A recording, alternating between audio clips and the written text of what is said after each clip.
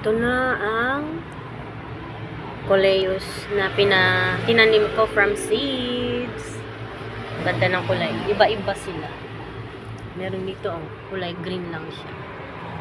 Kulay green, and then dito merong kulay dilaw-dilaw na spot sa gitna. Ayan. Ang ganda nila, guys. Ito, ang ganda-ganda nito. Ang taba. Ayan.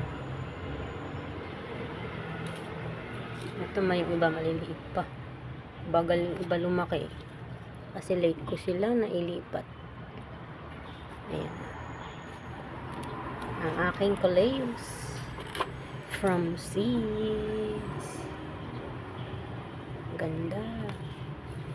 Kita nyo guys, yung parang dilaw-dilaw. Ayan. Ang ganda niya.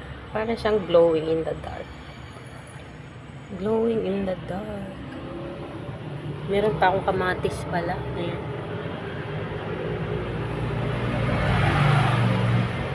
Wow. Marigold. Meron ng flower bud. Ayan.